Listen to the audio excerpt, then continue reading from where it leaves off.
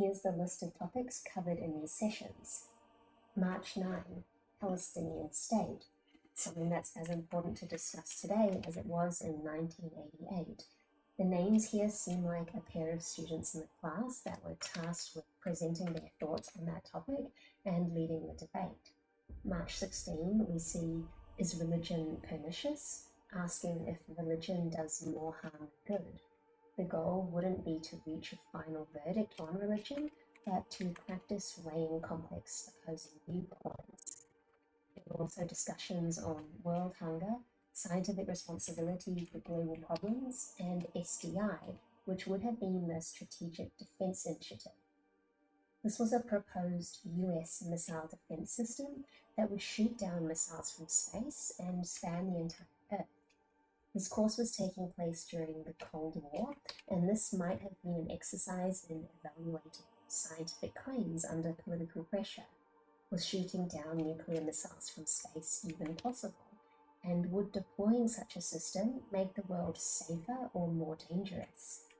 This seminar might have linked back to the Evolution of Cooperation book, since it is a kind of cooperation dilemma. That book famously shows that a simple strategy of tit for tat, meaning cooperate first, then mirror the other player's last move, often outperforms consistently selfish strategies. Sagan himself spoke out publicly against the SDI scheme and likely encouraged students to spot flawed arguments or wishful thinking in the pro-SDI camp. If we were so foolish as to go ahead with it, I think the net result would be, after the expenditure of $1 million, that we would be far less safe than we are today. And in addition, it is likely to bring about nuclear war itself if the Soviets were to believe, as they say, that it is a part of American plan for a first strike. Apart from that, it's a terrific idea. I wonder what Sagan would have thought about this May 2025 speech in which Trump announced his plans to bring this SDI idea back with a new name, the Golden Dome. Are some of those flawed arguments being recycled, or do we have new science now that changes the feasibility? All the topics on the class schedule are still hot topics today. There's prayer in public schools, and the question, is US education a failure? In the 1980s, reports like A Nation at Risk sparked debates that US schools were falling behind.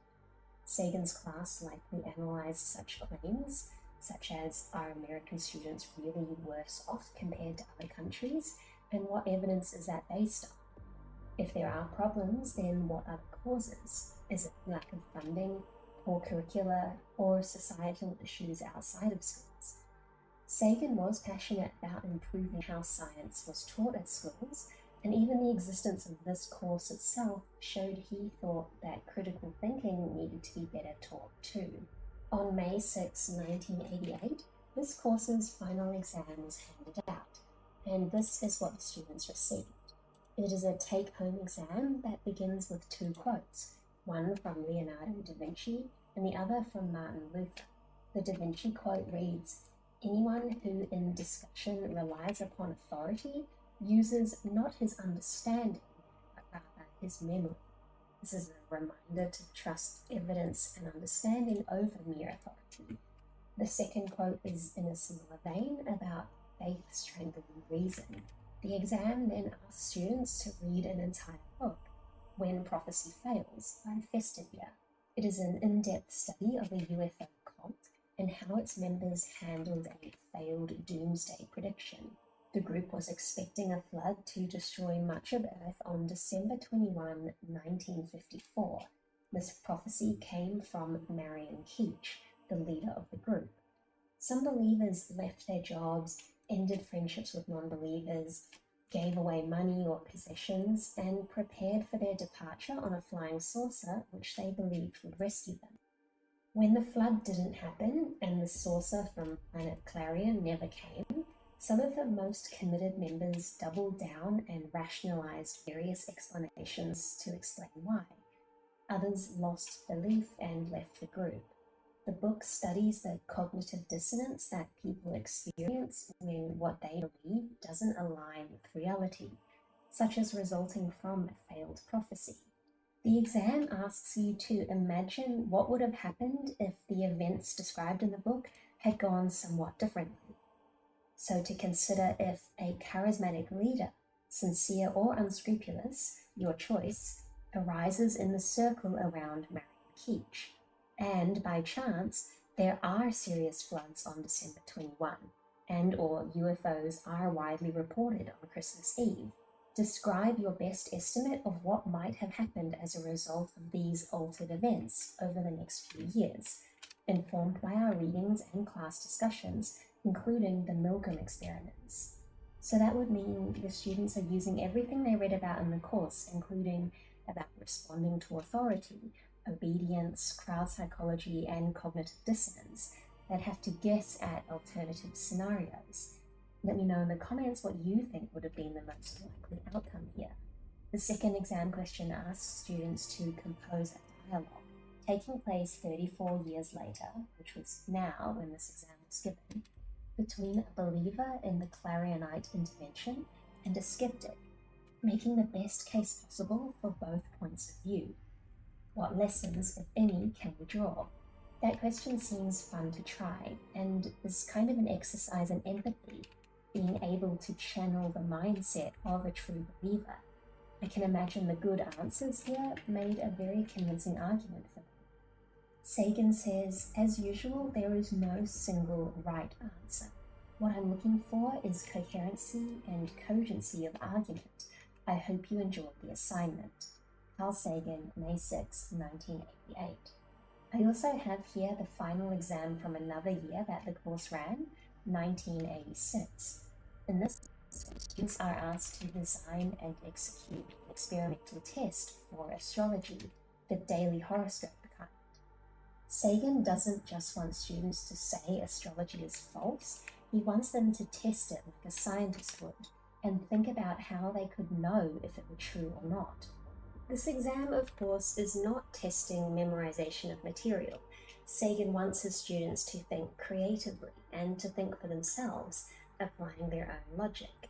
That might seem obvious for any exam, especially one about critical thinking, but I can't help but think about an exam like this being given to students today. How many would take on an automatic fail for asking ChatGPT's advice on questions? Because surely asking AI to think for you should constitute an automatic fail. When something as tempting as AI exists, it's easier than ever to find ourselves thinking sloppily and not for ourselves at all. I was a little surprised to see that all of the weekly discussion topics and exam questions are just as topical and important today as they were when Sagan wrote them for his students. He knew critical thinking was an important skill for people to be able to tackle the world's problems, but he didn't even lecture to students who are growing increasingly reliant on outsourcing their thinking. Perhaps a modern version of this course would include books on how language models work, their biases, their quirks, and how they impact our behavior, as a way to prepare students for the modern world. After all, surely lessons from the Madness of Crowds book would be relevant for a technology based on crowd consensus and prediction. Sagan himself predicted some of the problems that we face today in 2025. In his last interview, he gave a warning to America about the decline of scientific thinking. That we've arranged a society based on science and technology in which nobody understands anything about science and technology. And this combustible mixture of ignorance and power sooner is going to blow up in our faces. In Sagan's book, The Demon-Haunted World, he talks about his fears for the future. And it's a foreboding of an America in my children's generation, or my grandchildren's generation, when awesome technological powers are in the hands of a very few, and no one representing the public interest can even grasp the issues.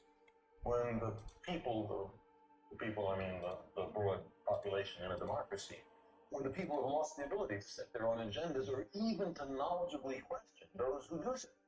When there is no practice in questioning those in authority, unable to distinguish between what's true and what feels good. We slide almost without notice into superstition. This is, of course, not a problem unique to America. It is human psychology all over the world. Once the science and tech that runs the world around us becomes sufficiently hard to understand, we find it more comfortable to see it as magic, and thus find it easier to believe in other kinds of magic or wishful thinking about scam products or advice. That's why we need to strengthen our toolkit of ways to assess claims for ourselves. The Library of Congress has preserved a list of Sagan's ideas for more ways to prompt students in his critical thinking class. Some of these look at misconceptions in advertising, like more pain-killing ingredients than in the competition, when in reality most painkillers only contain one active ingredient. Or his thoughts on the tobacco industry. Isn't it remarkable that the Tobacco Institute is able to fix some of the problems that we face today in 2055? In his last interview, he gave a warning to America about the decline of scientific thinking. That we've arranged a society based on science and technology in which nobody understands anything about science. And this combustible mixture of ignorance and power, sooner or later, is... In Sagan's book, The Demon-Haunted World, he talks about his fears for the future. And it's a foreboding of an in my children's generation, or my grandchildren's generation, when awesome technological powers are in the hands of a very few, and no one representing the public interest can even grasp the issues. When the people, I mean the broad population in a democracy, when the people have lost the ability to set their own agendas or even to knowledgeably question those who do so. When there is no practice in questioning those in authority, unable to distinguish between what's true and what feels good, we slide almost without notice into superstition and darkness. This is, of course, not a problem unique to America. It is human psychology all over the world. Once the science and tech that runs the world around us becomes sufficiently hard to understand, we find it more comfortable to see it as magic, and thus find it easier to believe in other kinds of magic or wishful thinking about scam products or advice. That's why we need to strengthen our toolkit of ways to assess claims for ourselves. The Library of Congress has preserved a list of Sagan's ideas for more ways to prompt students in his critical thinking class. Some of these look at misconceptions in advertising, like more pain-killing ingredients than in the competition, when in reality most painkillers only contain one active ingredient. Or his thoughts on the tobacco industry.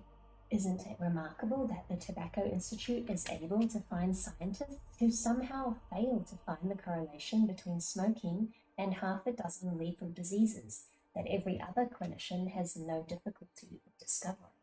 I'll put a link in the description where you can check out the rest of this document and all the documents relating to the course, including a couple of pages of Sagan's handwritten notes. If you want to learn more about how AI actually works, or about other aspects of science, then check out this video's sponsor, Brilliant. Brilliant helps you become a better thinker and problem solver, with thousands of visual, interactive lessons in math, science, programming, data analysis, and AI. They have a course called How AI Works, which covers topics like prediction, tokenization, and building language models. If these are the topics that people are going to be debating and making decisions about, then we should each at least try to understand them as well as we can. Same goes for Brilliant.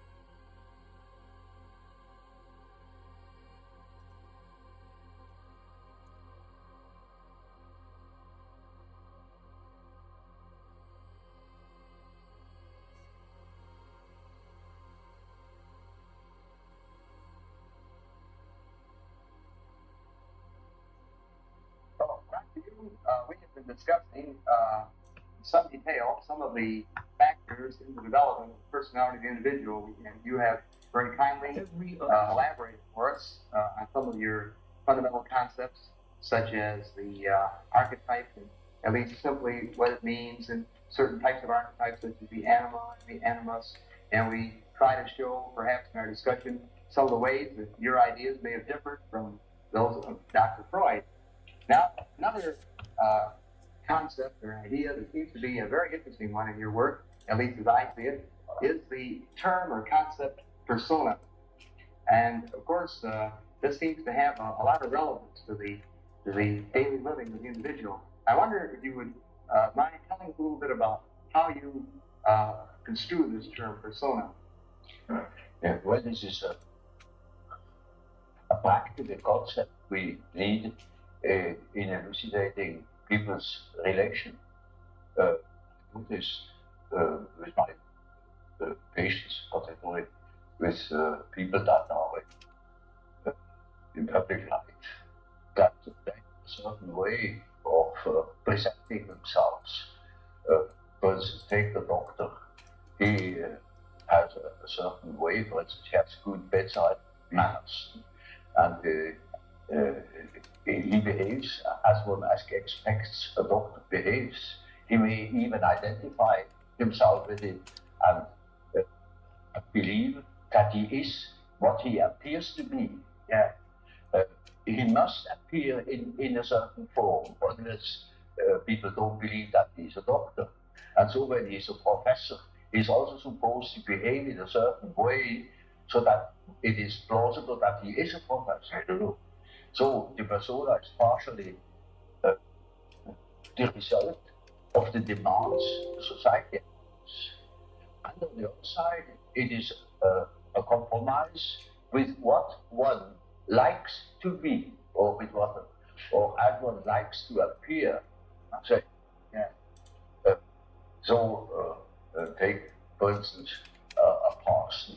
He also has his particular manner, and as corresponding to the general expectation, and he behaves also in another way, combined with his persona that is forced upon him by society in such a way that also his fiction of himself, his idea about himself, is more or less portrayed or represented. So the persona is a certain complicated system of behavior, which is partially dictated by society and partially dictated by the expectations or the wishes one nurses oneself. Yeah. Now, this is not the real personality, in spite of the fact that people will assure that that is all quite real and quite honest, yet it is not. Yeah. Such a performance, or say, yeah, the performance of the as persona is quite all right, as long as you know that you are not identical with the way in which you appear. Yeah. But if you are unconscious of this fact, then you get into sometimes very disagreeable conflicts. Namely, people can't help noticing that at home, for instance, you are quite different from what you appear to be in public. Yeah. And people who don't know it stumble over it. Yeah. They deny they are like that, but they are like that. They are it. And then you don't know now which is the real man. Yes. Yes. Is he the man as he is at home or in intimate relations? Or is he the man that appears in public? It is a question checkered tie. Yes.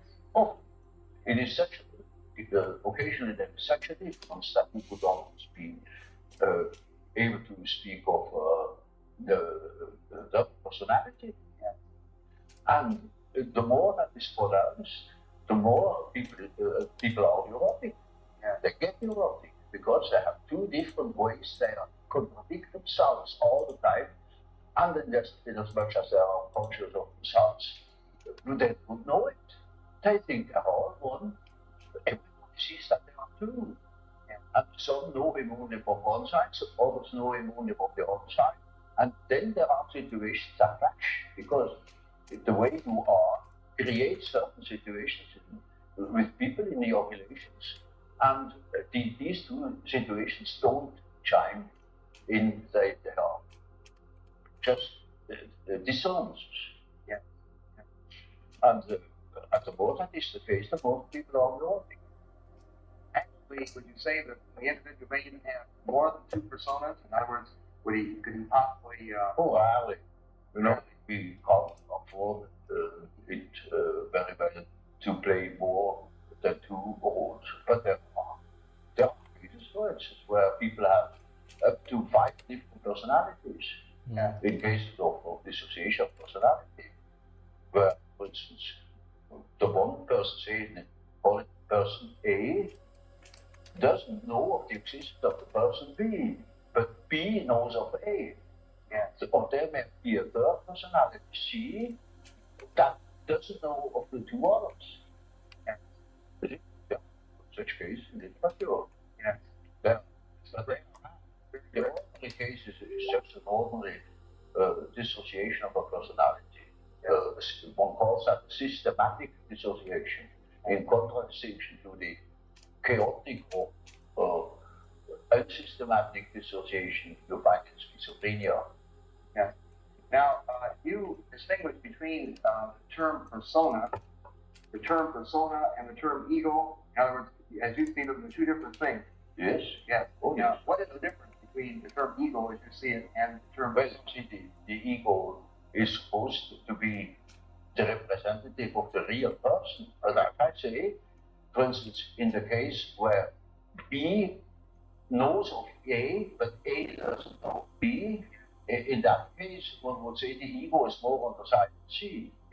Because the ego has a more complete knowledge, and A is a split of personality. Now, you also use the term self. Yes.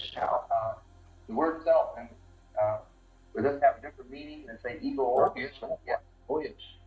You see, when I say self, then you mustn't think of I myself, because that is only your empirical self, and that is covered by the term ego. But when it is matter of self, then it is matter of a personality that is more complete than the ego, because the ego is only consists of what you are conscious of. Your awareness. What you know to be yourself. For instance, in our example, B that knows A, and A doesn't know B, B is relatively in the position of the self. Namely, the self is on the one side the ego, on the other side the unconscious personality, which everybody is in the possession of. Everybody, not in the possession. Very often it's just the other way around. The unconscious in possession of consciousness. But that is a different case. Now, you see, while I'm talking, I'm conscious of what I say, and I'm conscious of myself, yet only to a certain extent. Quite a lot of things happen once I make gestures. I'm not conscious of them. That is not conscious. You can see them. I may say or use words, and I can't remember at all having used those words, or even at the moment I'm not conscious of them. So, any amount of unconscious things occur in my conscious condition. I'm never only conscious of myself. While I'm trying, for instance, to elaborate an argument, say, there are unconscious processes that continue, perhaps dream, which I have had last night. Or a part of myself thinks of God knows what. Or of a trip I'm going to take, or of such and such people I have seen, or when I'm at writing a paper, I'm continuing writing that paper in my mind without knowing it. Yeah. You can discover these things, say, in dreams, or if you are clever in immediate observation of the individual, then you see in the gestures or in the expression in the face that there is enough, what we call enough consciously, something behind consciousness, so that you have felt the feeling, well, man, something up the scene, and you can even ask him now, what are you really thinking of? You're thinking all the time something else, yet he's not conscious of it. Or he may be. There are, of course, great individual difference. There are individuals with amazing knowledge of themselves, of the things that go on in themselves. But even those people would be capable of knowing what is going on in their unconscious. Because they are not conscious of the fact that while they live a conscious life, all the time a myth is played in the unconscious. A myth that exists over centuries. Namely, archetypal ideas, a stream of archetypal ideas that goes on through one individual, through the centuries. You see, it's like a continuous stream, and that comes into the daylight in great movements. Say in political movements or in spiritual movements. For instance, in the time before information, people dreamt of the great change, and that's the reason why such great transformations could be predicted. If somebody has been clever enough to see what is going on in people's mind, in the unconscious mind, would be able to predict it. For instance, I have predicted the Nazi rising in Germany through the observation of my German patients. They had dreams in which the whole thing was anticipated. And with considerable detail. And that was already absolutely certain in the years before Hitler came, in the beginning of, well, I would say the year 1919, I'm sure that something was threatening Europe, something very big and very catastrophic. And I only knew it through the observation of the unconscious. You see, there is something very particular in the different nations. And this is a peculiar fact that the archetype of the anima plays a very great role in Western literature, French and Anglo-Saxon, not in German. There are exceedingly few examples in German literature where the anima plays a role. You know, that simply comes from the fact that not one woman is buried unless she is buried as all defects can be, at least. She must have a type, otherwise she hasn't existed.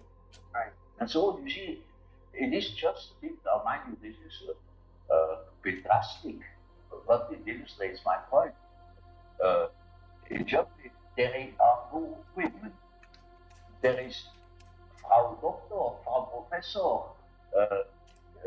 Frau Gewerkschaftsrat, the grandmother, the mother-in-law, the grandfather, the father, the son, the daughter, the sister. No. I agree. And la femme, ça n'existe pas. Well, it's the idea, you see. Now that is an enormously important fact, which shows that in the German mind there is going on a particular myth, something very particular. And psychologists really should look out for these things, but they prefer to think that I'm the prophet. Now, and just in the same kind of journey, that's the first very interesting, remarkable set of statements here. How would you look at Hitler's life? Would you see him as a personification, a symbol of the Father? Hello. No. No, you see. So currently to those who've joined the stream, hi. If in case you're interested in what I'm listening to a 1957 interview with Carl Jung. I've found him fascinating over the past few, I'd say directly, I've found him directly fascinating over the past year. Indirectly, several years now. And so this is something that I'm used to doing. I love to listen to things that, would increase my understanding of the world and of the human mind. And I think that it helps me even with my own art, because I get to understand why I do what I do, and I even get to understand the people that I work with. And I think that as artists, it's great that we develop the psychological aspect of things, because we can read between the lines, we can assess what the information should be, and we could portray words through images, which is exactly what happens when you dream. Our dream is a formulation of the subconscious to some extent, and it's still a mystery to this day. And oftentimes when we dream, it's not really through words, it's through images. And so I think that artists are uniquely equipped in tackling that dimension of converting ideas which are transmitted when we're awake. When we're awake, we transmit ideas through words. Like right now, I can't necessarily just dance so that you'd understand what I'm saying. I can best express myself through words, and that's what clients often do. They write emails, they write messages, they leave voice notes, you have calls, and it's not always that they can perfectly explain what they want to convey, and I'm not saying this as a fault of the client. It's just the way things are, and that's why they go to us, for us to portray what they desire of us to do. And I think understanding the meaning in between those words and the depth of those words will greatly increase our potency and potential as an artist. Possibly. Now, and just in the same kind of journey, that's the first very interesting and remarkable set of statements here. How would you look at Hitler in this light? Would you see him as a personification, a symbol of the Father? No. No, you see, I couldn't possibly explain that very complicated fact or Hitler.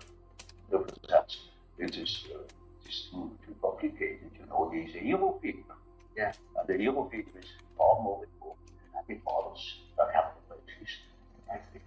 Much broader, right? No, you see it father, but he was a hero. Yeah. In the German myth. Yeah. And mind you, a religious hero. He was a savior. Yeah. He was meant to be a savior. That is why they put his photo over the altars. Yeah. Yes. Or somebody declared his tombstone that he is happy that his height has beheld Hitler. Die in peace. No, he's just the hero myth, Now, the idea of the self itself incorporates these unconscious factors. The self incorporates these unconscious. The self is really a term that designates the whole personality. Because the whole personality of man is indescribable.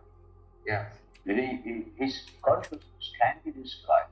His unconscious cannot be described, because the unconscious, as I must repeat myself, is always unconscious. Yeah. And is really really does not know it. And so we don't know our unconscious personality. We have hints, we have certain ideas, but we don't know it really. Nobody can say where man ends. That is the beauty of it, it's very interesting. The unconscious of man, we can reach God knows where. There we are going to make discoveries. But the thing is,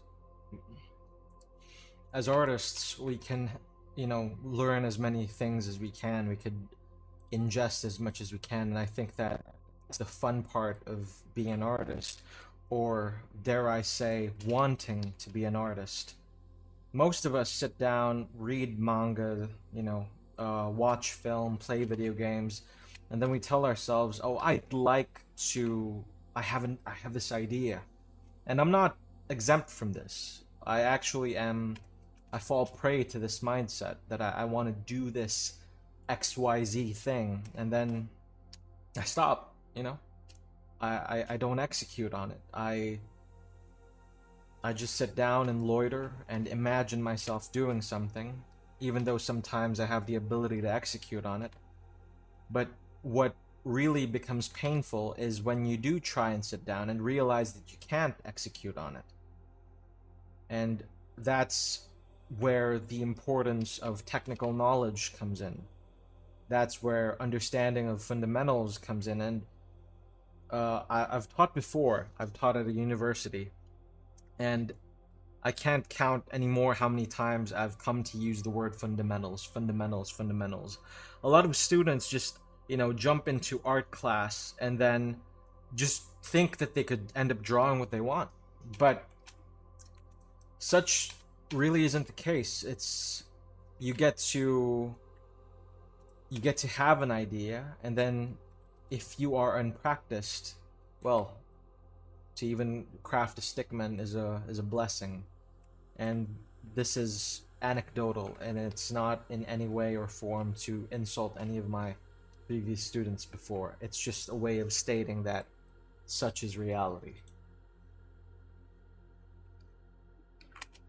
Now, another set of ideas, which of course are very, very well known to the world, first who have originated, center around the terms introversion and extroversion. I know that you're aware of the fact that these terms have now become so widely known that the man on the street is using these terms constantly, describing his wife, work, his friends, and so on and so forth. It's become probably the most used psychological concept by the layman that we have. Oh, like the word complex. I have invented it too. Yeah, that's right. Sociological experiments. Yeah, that's right. Well, you see, this is simply practical, because there are certain people who definitely are more influenced by their surroundings than by their own intentions. But there are other people who are more influenced by the subjective factor.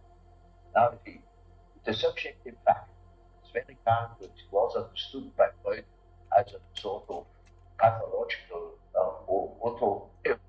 Yeah. Now, this is a mistake.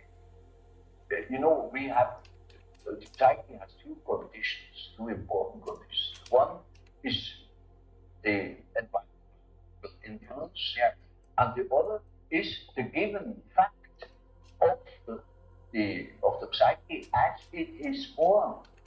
The psyche is by no means tabula rasa. We are a definite mixture and combination of genes, and they are there from the very first moment of our life. And they give a definite character even to the little child. And that is a subjective factor looked at from the outside.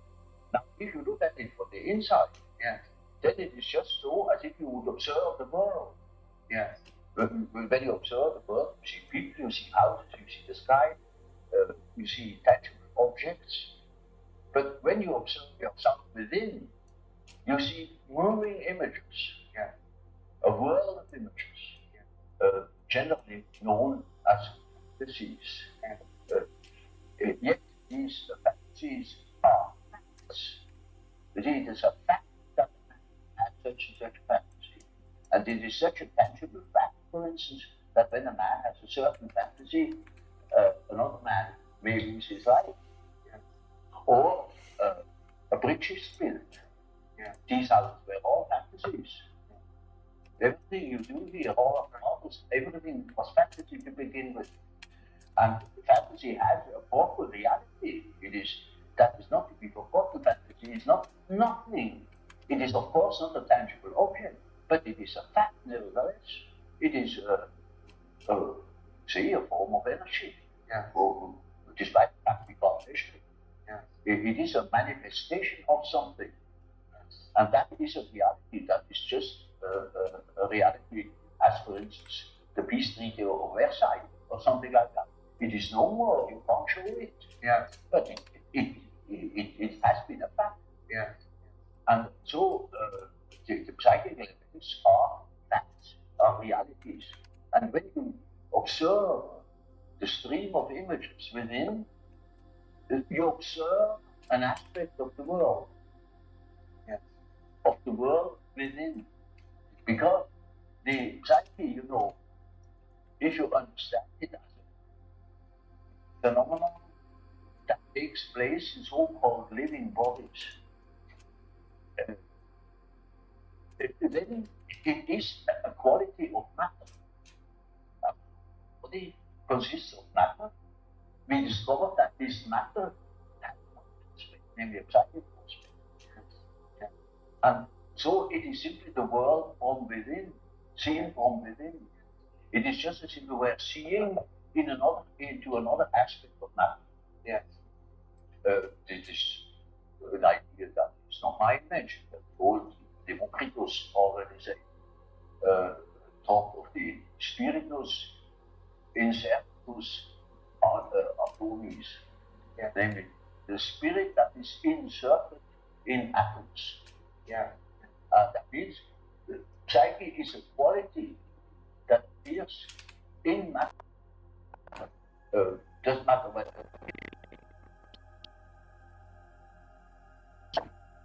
if we draw conclusions without prejudice. And so, you see, the man who is going by the external world, by the influence, the external world, say, society or perceptions, sense perceptions, thinks that he is more valid, you know, because this is valid, this is real. And the man who goes by the subjective fact is not valid because subjective fact is nothing. Yeah. No, that is just as well based because he is based himself upon the world from within. Yeah.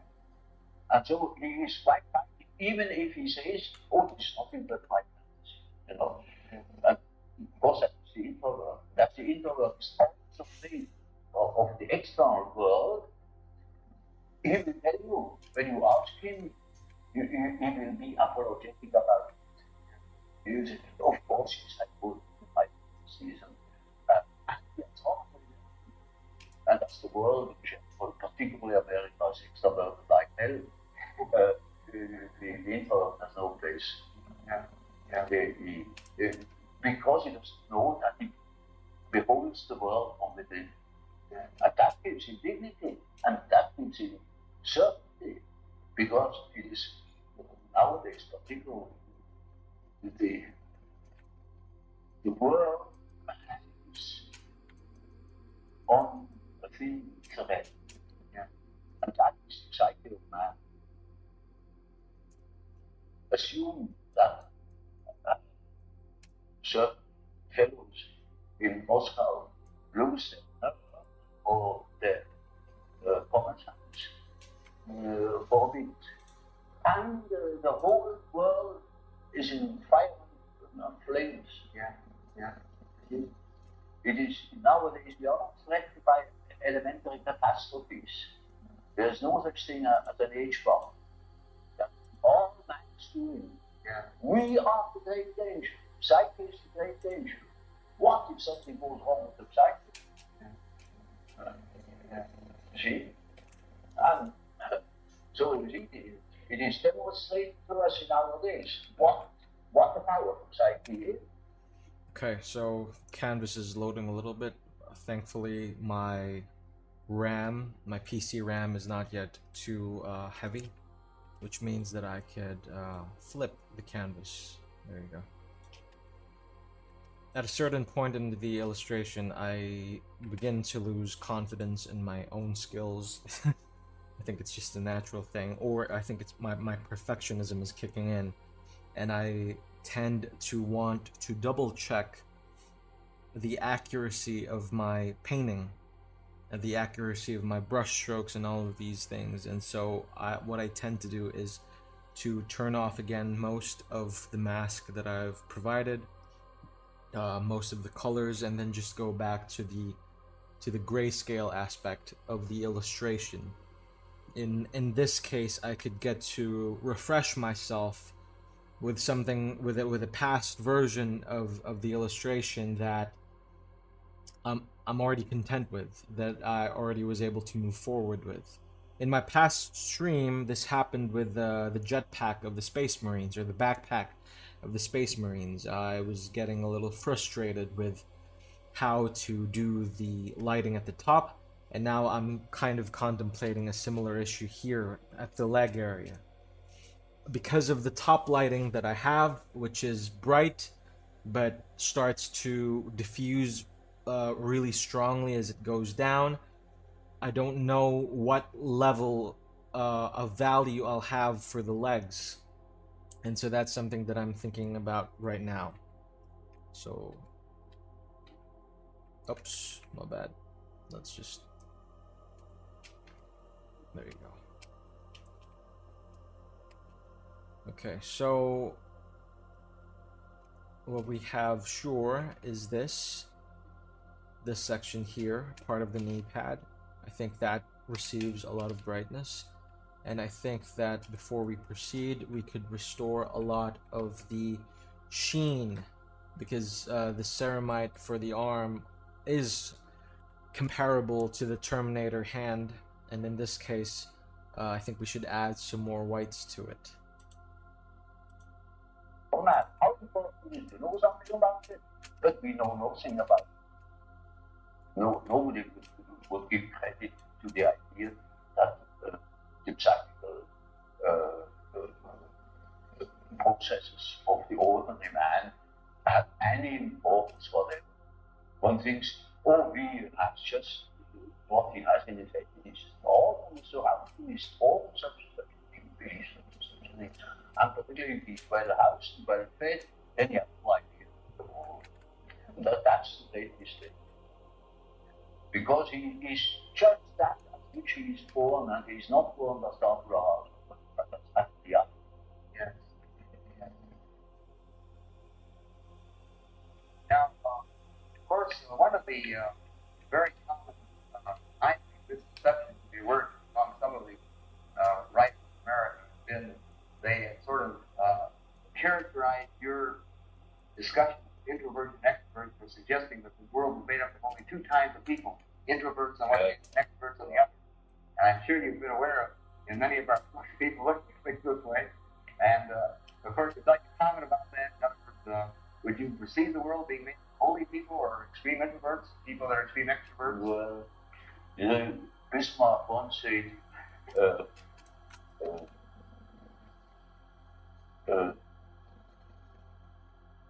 God may protect me against my friends. With my enemies, I can feel myself alone. You know how people are. They have to work, and then everything is schematized along that work. There is no such thing as a pure extrovert or pure introvert. Yeah. Such a man would be the lunatic type. Those are only terms to designate a certain function, a certain tendency. But the tendency to be more influenced by environmental influences or more influenced by subjective. That's all. Yes. And you see, there are the people who are kind of well balanced and are just as much influenced from within as they are from without. Yeah. Just yes. And so with all the final classifications, yeah. They are only sort of kind of effect points for orientation. Certainly, then, this whole matter of streams, introvert and extrovert. As you say, it's sort of a schematic approach to sort of hang an idea on an approach. Yeah. But it would be, as you say, ridiculous to say You see, my whole scheme of typology is merely a sort of orientation. Namely, there is such a factor as introversion, there is such a factor as extroversion. The classification of individuals means nothing at all. This is only the instrumentarium for practical typologies to explain, for instance, a husband to a wife, or vice versa. For instance, it is very often the case, one could almost say, it is almost a rule, but I don't want to make too many rules. The order not to be schematic. Yeah. An introvert marries an extrovert for compensation, or another type marries a counter type to complement himself, for instance. Well, Dr. Yoon, of course, tied in with your typology and quotation marks of introversion and extroversion, we, of course, know of your concepts, thinking, feeling, sensation, and intuition. And, of course, it would be very interesting to hear some expansion of the meaning of these particular terms as related to the introvert-extrovert dichotomy. Well, there's quite a simple explanation of these terms, and it shows at the same time how I arrived at such a typology.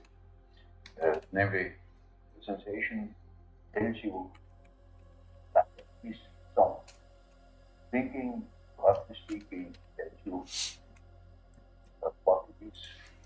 Feeling tells you whether it is agreeable or not, to be accepted or not, accepted or rejected.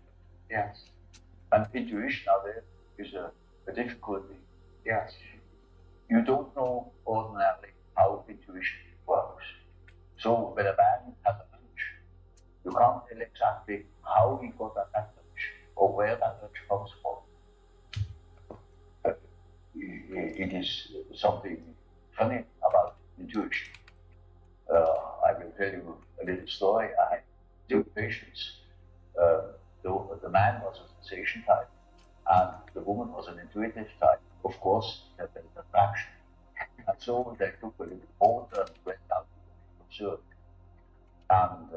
And there were those birds that died of fish. Yeah. And then after a certain time they come up again, and you can't tell where they come up. And so they began to bet.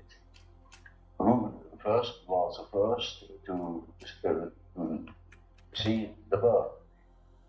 Now, you would think that the one who observes reality very carefully, the sensation type, would of course win out.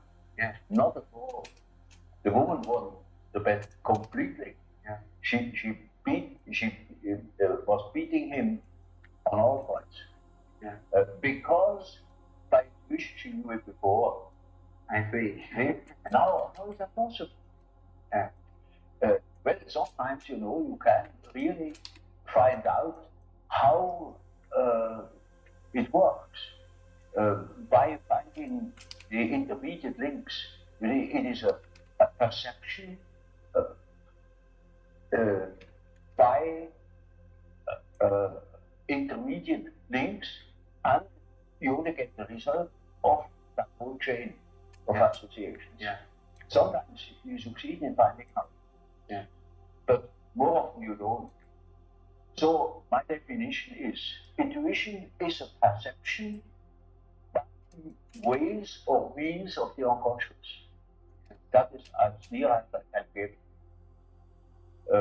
That is a very important function, because when you live under primitive conditions, a lot of predictable things are likely to happen. And there you need your intuition, because you cannot possibly tell by your perceptions, by your sense perceptions, what is going to happen. For instance, you are traveling in primeval force. You only see for a few steps ahead. you go by the compass plans, and you don't know what it is ahead. It is uncharted country. If you use your intuition, then you have hunches. And when you live under such limited conditions, you instantly are aware. But there are places that are favorable, there are places that are not favorable. You can't take from the right ones. Yeah. But you better follow these hunches. Yeah. Because anything can happen. Quite unforeseen things. For instance, at the end of a long day, you approach a river, and you don't know that there is a river. Yet, when you come to the river, that is quite unexpected. For miles, no human habitation. You cannot swim across. It's all full of crocodiles. So what? You see? Now, such an obstacle hasn't been foreseen. But it may be that you have had a hunch, that you remained in the last likely spot, and that you wait for the following day, that you have built a raft or something, so or look out for possibilities.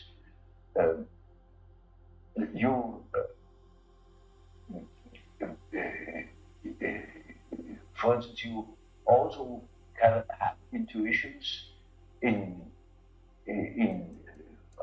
that constantly happens in our chapter called the city. Yeah.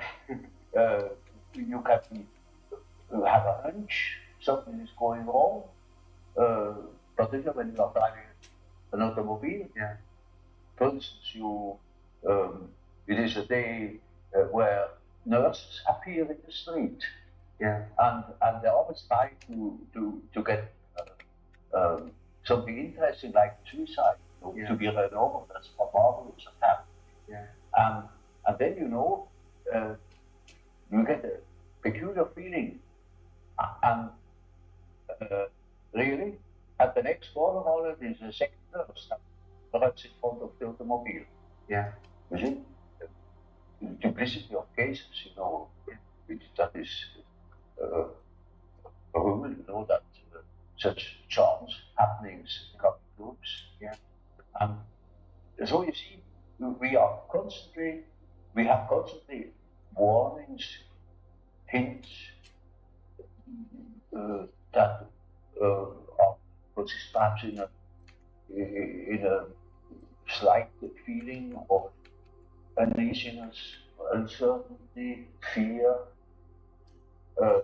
Now, circumstances, you pay attention to these things. They mean something. With us in our man-made, absolutely apparently safe conditions, we don't need that function so very much. Yeah. Yet we still use it. So you find that intuitive types amongst bankers. What's the name? Yeah. They follow hunches, gamblers of all descriptions. Yeah. You find the type. I think I don't know. I like to think out loud, and pardon me if I use these streams as a way of thinking out loud, but then again, anyways, just kind of strikes me that when we get into a flow state, our intuition is actually what's activated. So I don't know how audible Carl Jung is in this stream. Maybe he is, maybe he's not, but he was talking about the difference between the observant types and the intuitive types. And just to recount, in case the audio was not too clear, there was this couple, or not, maybe it wasn't a couple, but there was a man and a woman, and then the woman was more intuitive, and then the man was more observant. And he brought the two to a lake where these birds, they dive in, they fish, and then they come out. And he asked them where the fish would come out. And the woman beat the man majority of the time.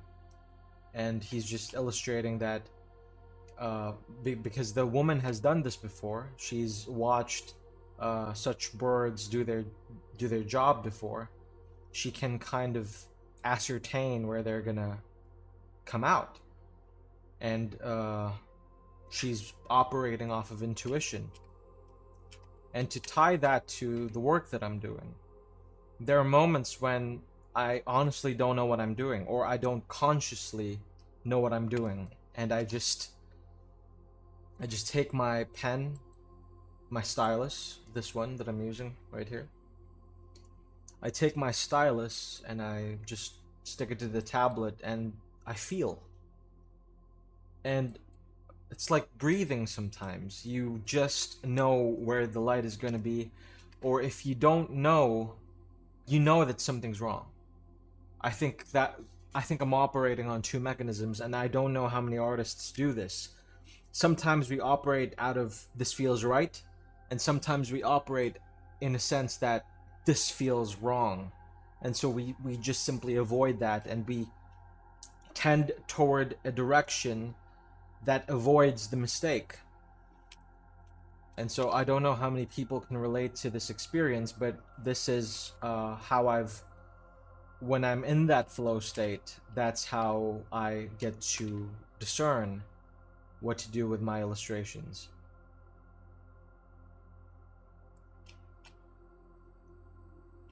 And so, for example, here, I'm not conscious, well, I am now consciously thinking because I'm talking about it. But while I was deciding what to do with this, when I had kind of relaxed and just, operated on intuition again, I've come to just realize that this corner should have more brightness than the rest of the leg, while still pattern it after a cylindrical approach. Cylindrical, not approach. Cylindrical, primitive, cylindrical object, and approach it accordingly. There, my English is escaping me.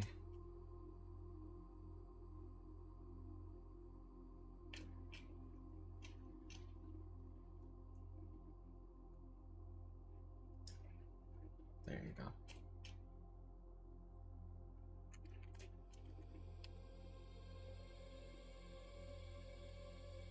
I am so tempted at this point just to skip the legs, but I'm thinking it necessary to really convey as much as we can while still being conservative about our strokes.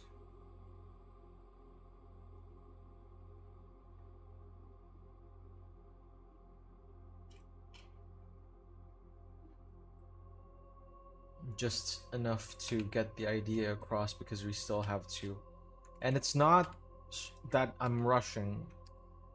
I'm kind of taking my sweet time with this more than other pieces because, well, I really like this illustration. I like how it's turning out, and I kind of want to maximize the results.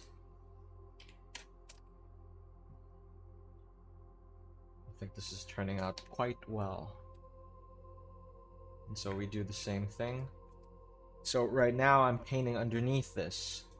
This is the charcoal base that I have, and to preserve the shading without thinking too much, the goal, or not the goal, the technique is to paint underneath it, like so. And so, as you can see, the details that I've initially provided are retained without much thought. And now we just zoom out and see how much of it we include. And since this area is bright, I think it's only safe to approach this section in the same vein and have that, have that leg fold and receive more light, and have this area that's facing us be the brightest section while maintaining the lower parts. There you go. and I think I'd like to do that here as well, and then this as well. So for the other leg, I painted above it for this. What exactly do you call this? This curved trapezoid? Sometimes I forget my shapes. Alright, let's get back to Jung.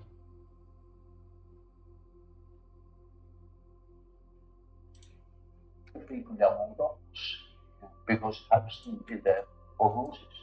Sometimes a case can I'm gonna stretch a bit. quite low. Get out of frame. We don't foresee a complications yet. And in a way, there is Oh!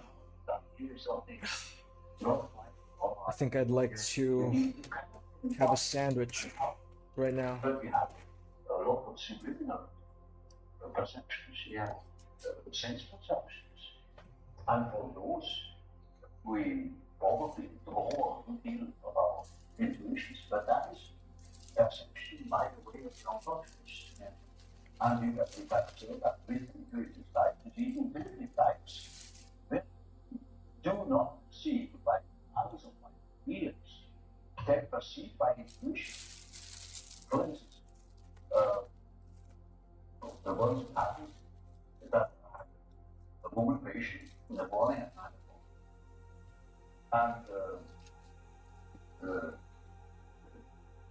And she, I hope my bike hands, so the smell of that going over cigar. And so she came and said, but you begin that know you perception somebody. And I said, how do you know? I said,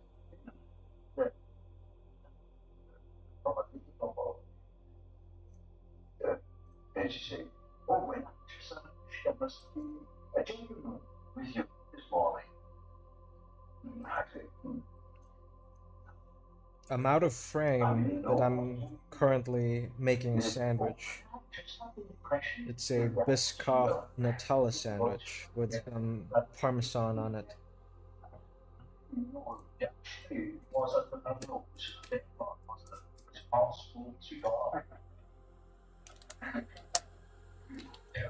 But she won't work with it.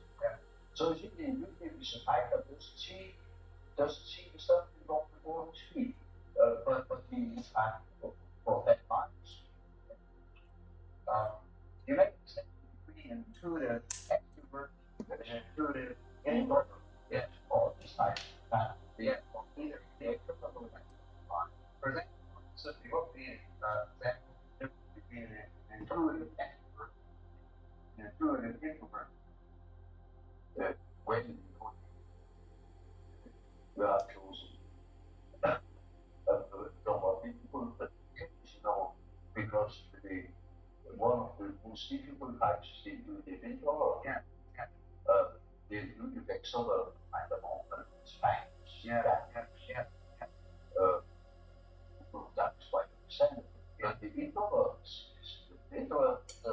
what I more difficult because intuition is facts to the subjective factor, namely the inner world. And of course, that is not very good stuff. Because what we see are most uncommon things. And is that like if he's understood? Because you really would spoil the whole game by telling what he sees, because people won't understand it. Yes. For instance, once I have a young woman about 27 or 8, and the first words were when I had treated her, she said, you know, doctor, I come to you because I have a snake in my abdomen. I said, what? Yes, a snake, black snake, quite right in the bottom of my abdomen. And Warhammers have made a lot bewildered face. Say, you know, I don't mean it literally. Say it was a snake, it was a snake. Now, see, our further conversation a little later was, as we say, that was about in the middle of our treatment that only lasted for 10 consultations. She had told me I got 10 times, and then it's all right. I said, how do you know? Oh, I got that much. Yeah. And really, about the 5th or 6th hour, she said, Doctor, I must tell you, the snake has risen. It is now about here. Punch. And then on the 10th day, I say, now, this is our last hour. Do you feel cured? And she said, beaming. She said, you know, this boy, it came up and came out of my mouth. And it was full. And that was another proposal, and their number is legion, to displace us from cosmic center stage, has also been resisted, in part for similar reasons. We seem to crave privilege, merited not by our works, but by our earth. But the mere fact that say we're humans and one honor, we might call it anthropocentric, but human-centered conceit. This conceit is brought close to culmination in the notion that we are created in God's image. The creator and ruler of the entire universe looks just like me. My, what a coincidence.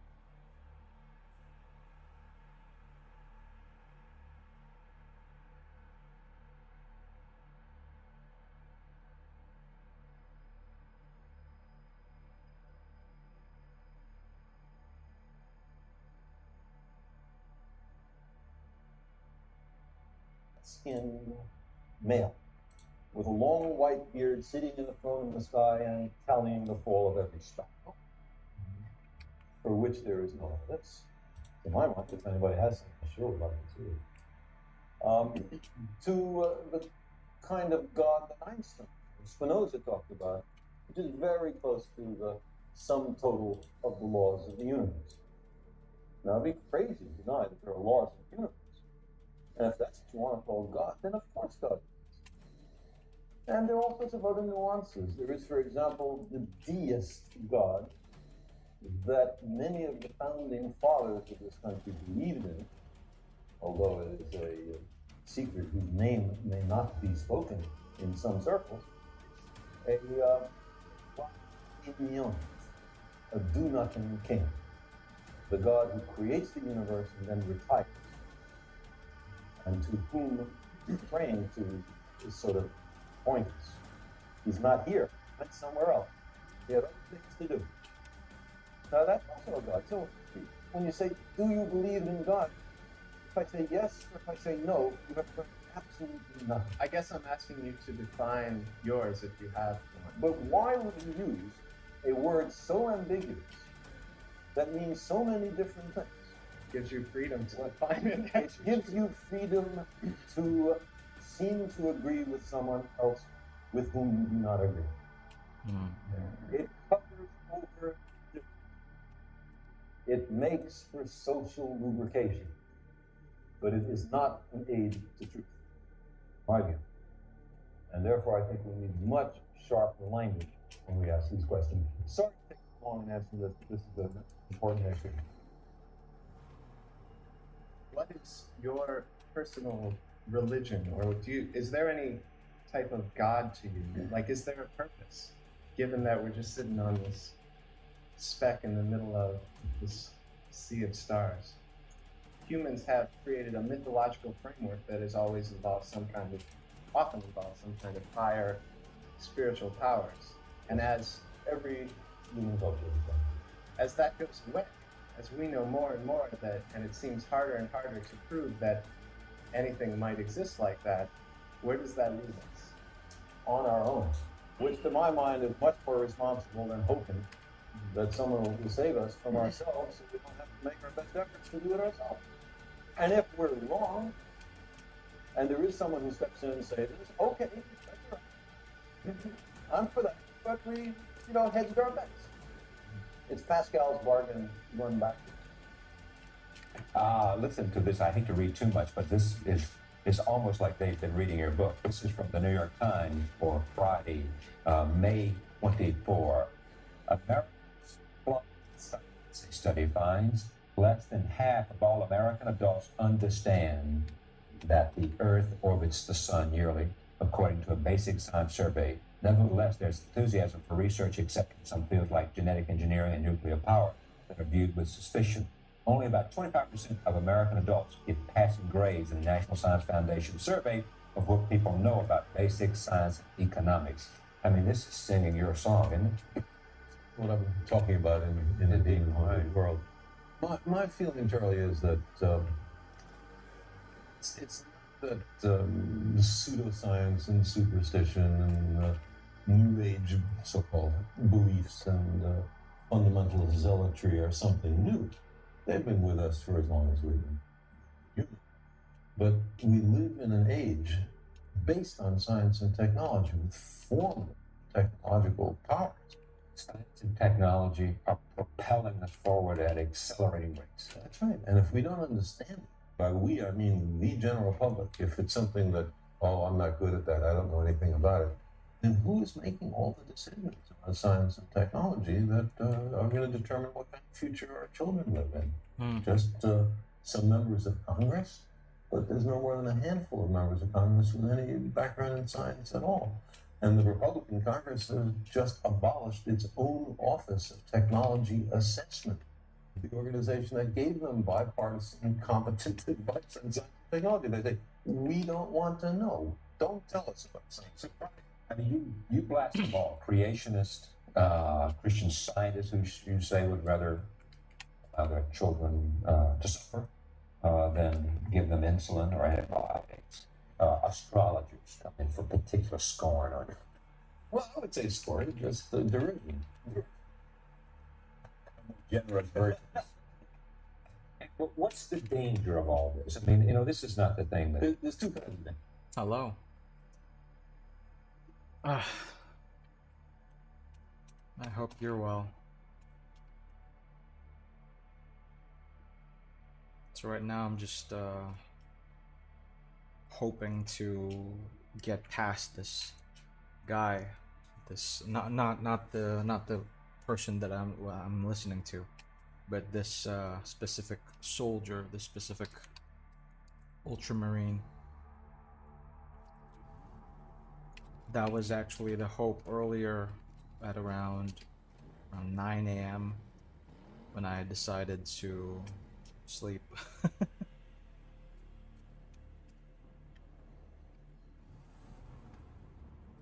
I'd like to know if my audio is working properly, because I've tested it on my end. I've recorded before executing, but I don't know how it arrives on other people's devices, so I'm a bit unsure on that.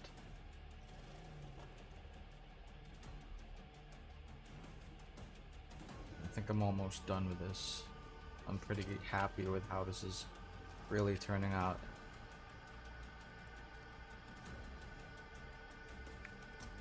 One is the derision. I take your scorn on her. Well, I would say scorn. It's the derision. A more generous version. What's the danger of all this? I mean, this is not the thing that... There's two kinds of dangers. One is what I just talked about, that we've arranged the society based on science and technology, in which nobody understands anything about science and technology. I mean, who is running the science and technology in a democracy if the people don't know anything about it? The second reason that I'm worried about this is that science is more than a body of knowledge. It's a way of thinking, a way of skeptically interrogating the universe with a fine understanding of human fallibility. If we are not able to ask skeptical questions, to interrogate those who tell us that something is true, to be skeptical of those in authority, then for the next charlatan, political or religious, who comes ambling along. It's a thing that Jefferson laid great stress on. It wasn't enough, he said, to enshrine some rights in the Constitution, the Bill of Rights. The people had to be educated, and they had to practice their skepticism and their education. Otherwise, we don't run the government. The government runs us. A lot of this has to do with science in the United States. Are we different than other nations? Absolutely not. You can see this worldwide. In India, there's madness about astrology. In Britain, it's ghosts. In Germany, it's rays coming up from the earth that can only be detected by geysers. Every country has its own specialties. We seem to be fascinated by UFOs, right? But one thing, What is that? Before we leave UFOs, you and Professor Mack, you were making a point before I jumped to John Mack. Oh, yeah. What I wanted to say is, going back to the question of adequate evidence on something that's emotionally really pulling you. I lost both my parents about 12, 15 years ago. I had a great relationship with them. I really miss them. Love to believe that their spirits were around something. And I'd give almost anything to spend 5 minutes a year with them. You hear their voices ever? Sometimes. 6 or 8 times since their death. Or Carl. Just in the voice of my father or my mother. No, it means that they're in the next room. I think it means that You're in your I've had an auditory hallucination. I was with them so long, I've heard their voices so long. Why shouldn't I be able to make a vivid recollection of it? Here's what's interesting about this for me. I mean, you won't see this, but I'll throw it at you anyway. You convinced me a long time ago that it was arrogant, me or for anyone else, to believe that there wasn't some life outside of our. To exclude the possibility. To exclude the possibility was an arrogance of intellect that we should not assume. You could prove it, you didn't know it was there, but the arrogance for you. We don't know if it's there, we don't know if it's not there. Let's look. And if you take that, why can't you say there's a lot we don't know? that we have what? No, no. You know, it's what I believe about. But that doesn't mean that every fraudulent claim has to be accepted. We demand the most rigorous standards of evidence, especially on what's important to us. So if some guy comes up to me in a channeler or a medium, I put you in touch with your parents. Well, because I want so terribly to believe them, yeah, I know I have to reach in for added reserves of skepticism because I'm likely to be fooled and much more minor, to have my money taken. Some reviewers differ with your conclusions on this point, that you seem to say it's growing, this kind of pseudoscience. Yeah, this is part. You had this way of magical thinking through all of our history. The problem is that today the technology has reached formidable, maybe even awesome proportions, and so the dangers of thinking this way are larger. Not that this is a new kind of thing. You are living with myelodysplasia. You have been. It's in remission. Just share with us, because of your sense of language and your sense of understanding and being reflective and introspective, what do you think about it? What does it do for you to Didn't have many near-death say to you? Didn't have any near-death experiences. I didn't have a religious conversion, but it would be like to die. Certainly, and what it would be like for my family. And I didn't much think about what it would be like for me, because I don't think it's likely there's anything that you think about you're dead. That's it. Yeah, long dreamless sleep. I'd love to believe the opposite, but I don't have any evidence. But one thing that it has is to enhance my sense of appreciation for the beauty of life and of the universe and the sheer joy of being alive.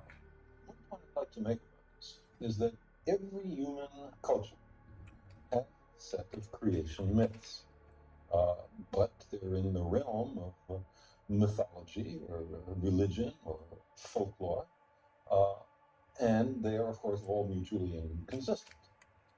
The great thing that is happening in our time is that we are able, through a method which can actually make some progress towards the real universe out there, to find out something about our origins, and this is the scientific method applied to the science of cosmology. And Carl Sagan, in your introduction to the book, you commented on this. You said this is also a book about God, or perhaps about the absence of God, because Hawking left nothing for a creator to do.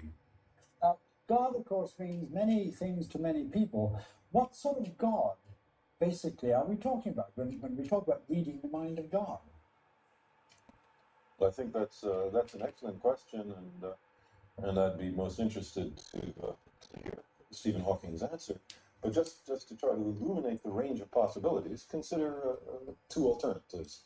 One is the notion popular in the West of God as a sort of outsized, elderly white male with a long white beard sitting in a throne in the sky and tallying the fall of every sparrow. Contrast that with the idea of God in the mind of, let's say, Spinoza or Einstein, which was, at least very closely, the sum total of the laws of the universe. Now, it would be madness to deny that there are well-defined physical laws in the universe. And if that's what you mean by God, then there's no question that God exists, but it's a very remote God, what the French call roi fainéant, a do-nothing king. On the other hand, the former model, the one who intervenes daily, for that there seems to be, as Dr. Hawking said, no evidence. I think it is wise, my own personal feeling, to be a little humble on such matters. We must recognize that we are dealing with, by definition, the most difficult things to know, the furthest from human experience, and perhaps we will be able to penetrate a little way into these mysteries. Do you think that the church is, in fact, beginning to recognize that it may have to lose its eminence as the sole arbiter of these matters, and that science will be allowed to come in as an equal partner? Well, the church is certainly, when I went to the church, the Roman Catholic Church has become very much more liberal. I had the pleasure of giving a talk at the Vatican myself, the Pontifical Academy of Science, quite recently, and met the Pope. And of course, they're reinstating Galileo, and so things are moving. In fact, are they moving backwards as well as forward, Carl Sagan? Because I understand it in the earliest days of civilization, then the priests were in fact what we call the scientists, the ones who could study astronomy and who could predict eclipses and things. Do you see the scientists coming back into an almost sacerdotal position like this, or am I overstating it? Yeah, I hope you overstate it. I think It's funny because if he says that, a lot of priests are incredibly intellectual and intelligent and studied. Some are even doctors, like in a philosophical sense and in different categories of academics. And so to say that science has left the church is a fallacy. It's not true.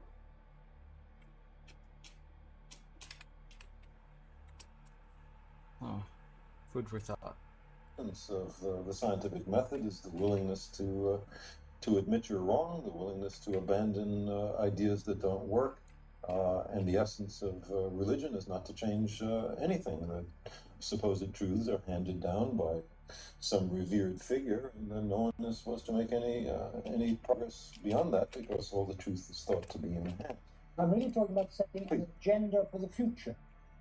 My sense is that the scientific way of thinking, questioning, some delicate mix of creative encouragement of new ideas and the most rigorous and skeptical scrutiny of new and old ideas, I think that is the path to the future, not just for science, but for all human institutions. We have to be willing to challenge because we are in. Science should be skeptical of politics. Don't you think we ought to be a little skeptical about science too? I mean, can we trust you guys? I think you should certainly be skeptical, but my view is that there is no community of people on the planet more skeptical than science. It's our stock and trade. It's the lifeblood of our subject. Depends on the scientist. Team subject. Not like politics. There's in this universe much of what seems to be design. Every time we come upon it, we breathe a sigh of relief. We're forever hoping to find, at least to safely deduce, a designer.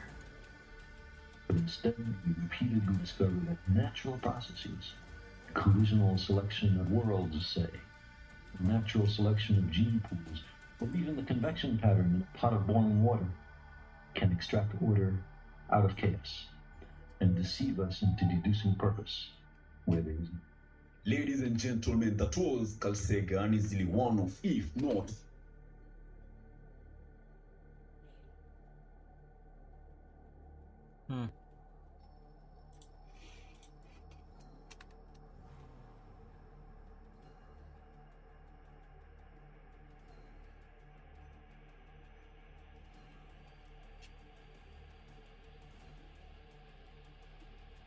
I find his skepticism to be important. His conclusions, though, I don't agree with. Because bias starts to reveal itself.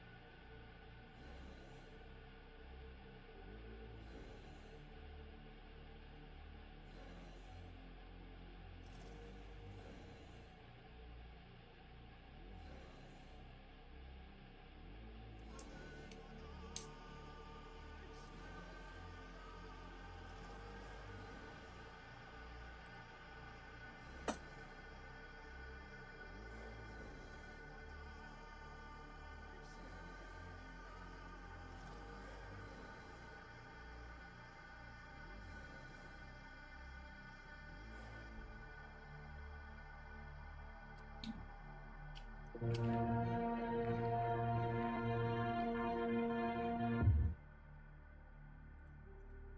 I just booted up Darna, but I don't think I could take it anymore. I want to play music right now as well, but the thing with streaming is that I might get a copyright restriction if I do so, and that's why I can't. And so I have to restrict myself either to complete silence and interact with the chat, or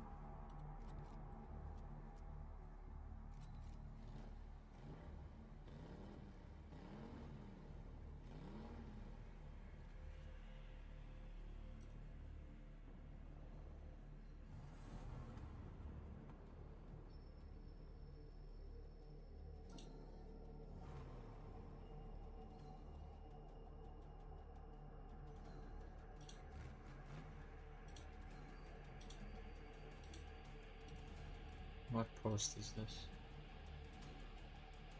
What is going on?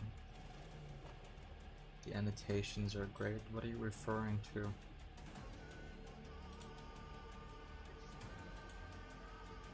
What post is this?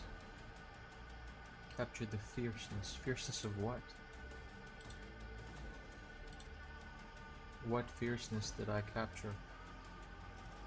The annotations are great. Annotations. Annotations. What is going on?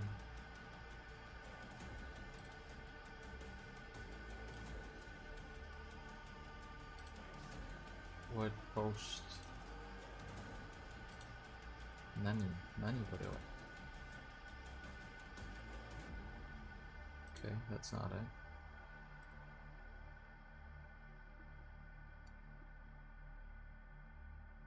Interesting.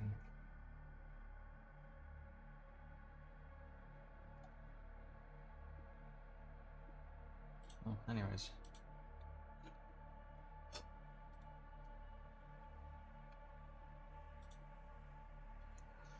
Alright. Thing is, I've heard about, to anybody listening, I don't, I'll just imagine that it's a random audience member that I'm speaking with. I love to provoke my own mind, to push my own understanding of things and my knowledge, and to always try to understand the world from a different lens, because I think it increases my empathy and increases my humility as well, in case I find out that maybe I have been wrong. And I think it's important for that, to do that. And that's what I like about Carl Sagan, at least from another video that I watched from him, where he pushes his students really to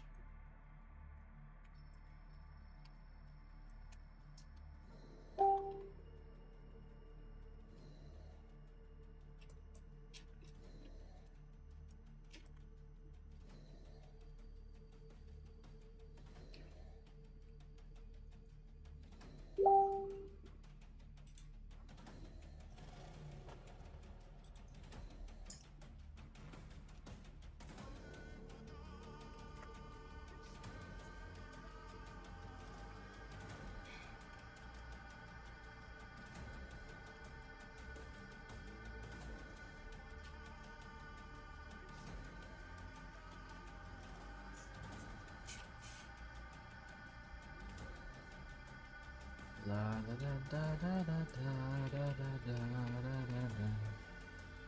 La da da da da da da da da da da.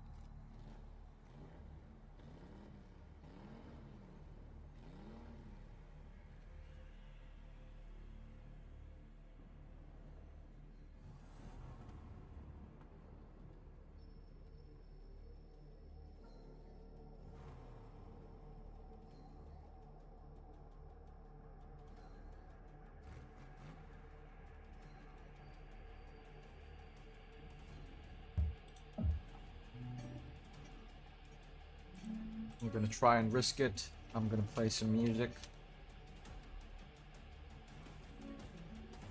I hope my channel can still be monetized down the line.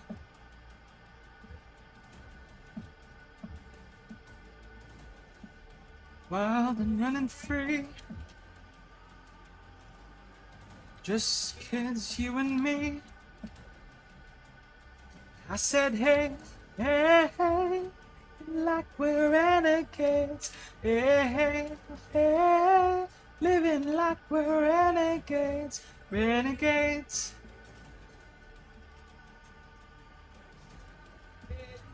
My voice is terrible. I just want to enjoy drawing.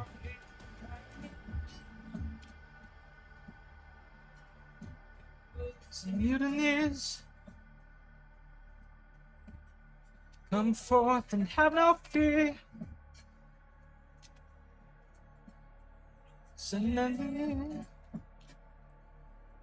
I said, hey, hey, hey, living like we're renegades. Living like we're renegades, renegades.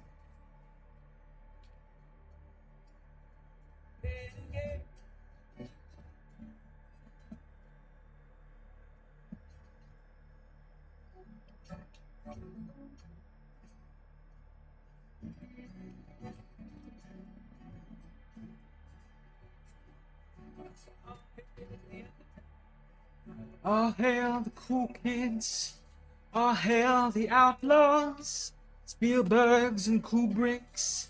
It's our time to make a move, it's our time to make a mess, it's our time to break the rules, so let's begin. I said, hey, hey, hey, living like we're renegades,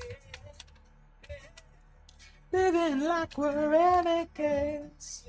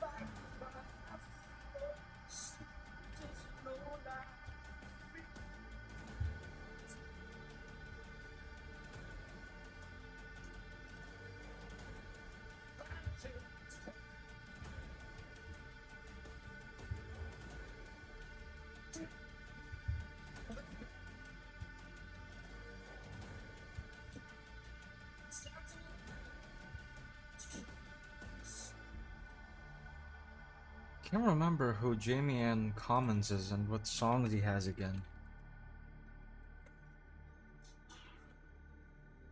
Preacher, Devil in Me, Jungle, Lead Me Home.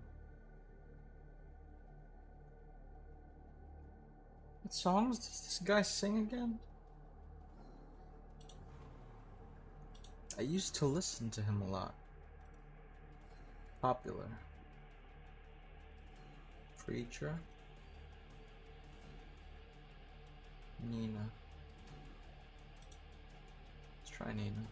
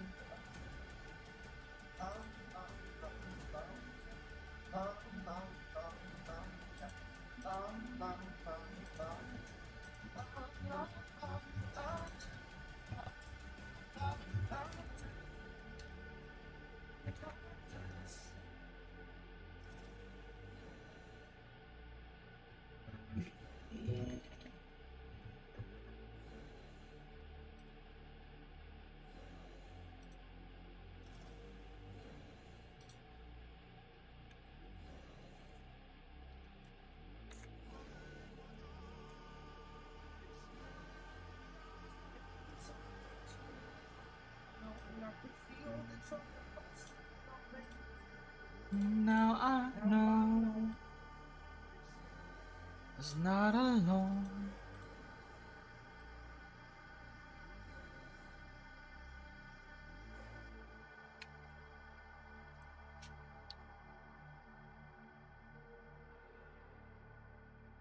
The second someone mentioned you were all alone, I could feel the trouble causing rain. I know it's got all. Just a phone call left unanswered had me sparking now. You're wondering where you are. Don't let me up. Look into the distance. It's this house upon the hill, the lighthouse. If you Lost your way, I will leave a light on. I will leave a light on.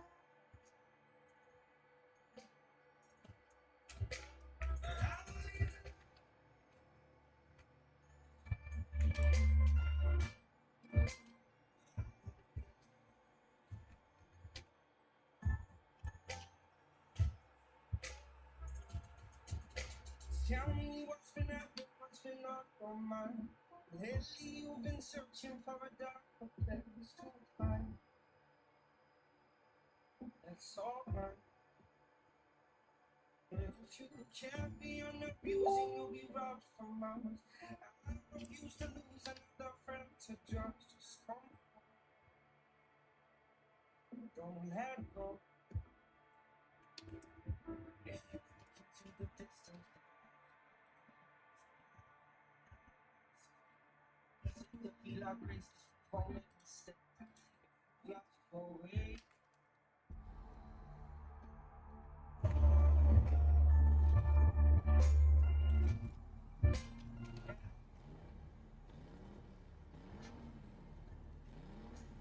Okay, so this is, I think, a little important to discuss, and this is one of the techniques that I know this is not unique at all. A lot of other artists do this, but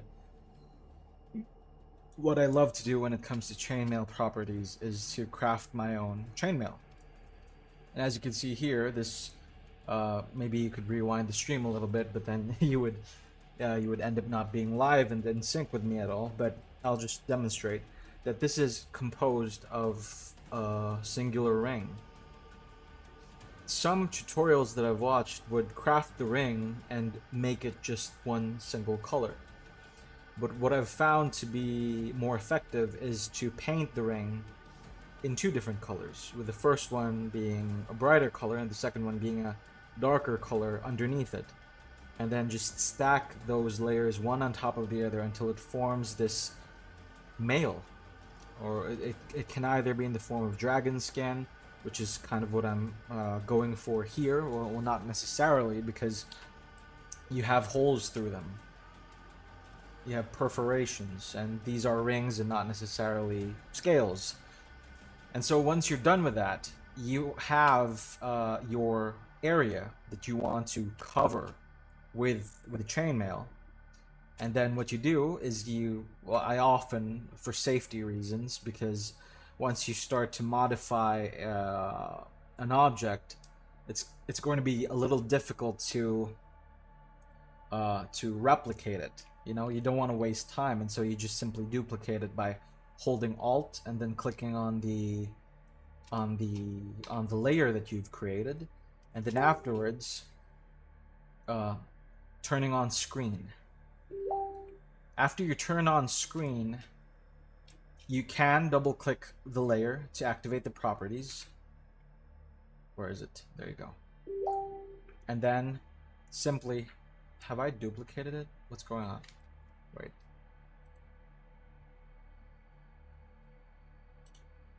There you go.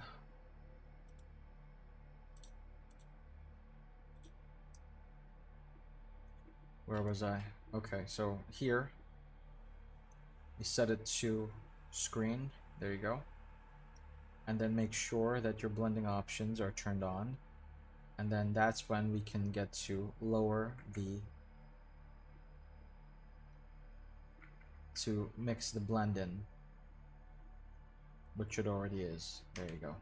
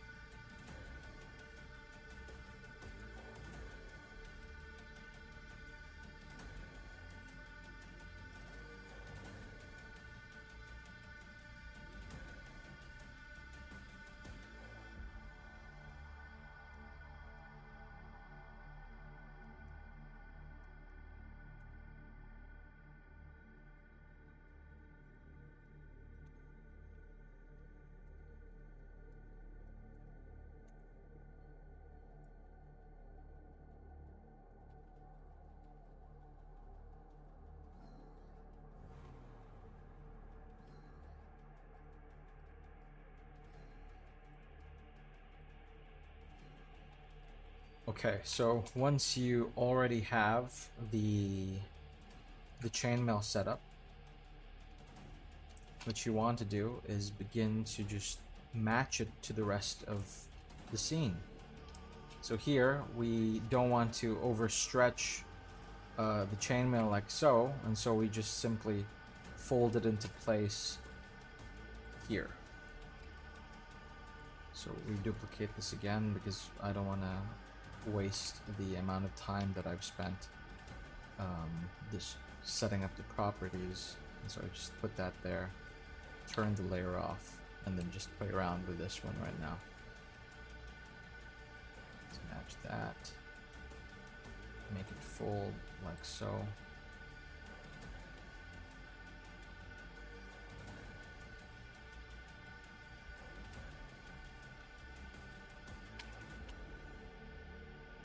Then we just want to try and copy as much as we can